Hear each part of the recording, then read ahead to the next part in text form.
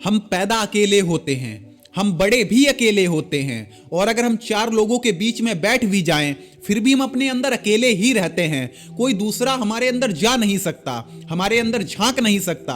हमारी प्रकृति ही ऐसी है अकेले रहने की। फिर भी हम अकेलेपन से घबराते हैं। पर क्यों? क्या सच में अकेलापन हमारे लिए बुरा है?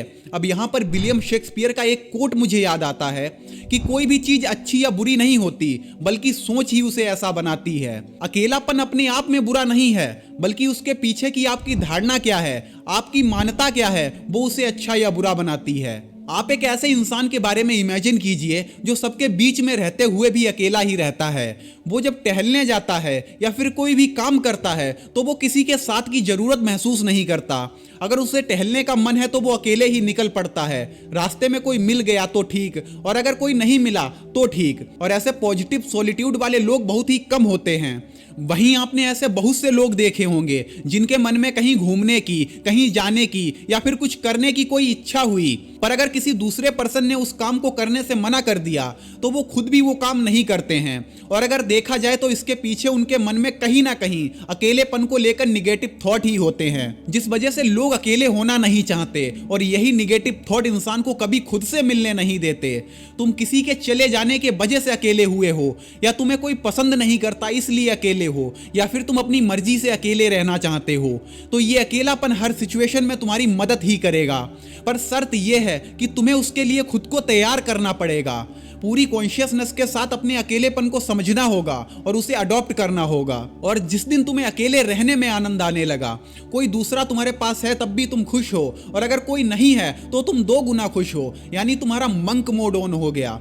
तब तुम सफलता की नई ऊंचाइयों को छू लोगे, क्योंकि पॉजिटिव सॉलिट्यूड वो चाबी है जो किसी इंसान की हिडन पावर को अनलॉक कर सकती है। ये तुम्हें किसी काम में अपना 100% देने में तुम्हारी मदद करता है। इस दुनिया में जितने भी महान इंसान हुए, या फिर वो लोग जिन्होंने कुछ ऐसा हासिल किया है जो एक आम इंसान की सोच से भी बाहर है, वो सब अकेले ही रहे हैं। फिर चाहे वो अल्बर्ट आइंस्टाइन हो, निकोला टेस्ला हो, महात्मा बुद्ध हो, या फिर स्वामी विवेकानंद जी हो। अगर आप इन सबको पढ़ेंगे तो आपको एक चीज कॉमन मिलेगी, अकेले रहने की आदत।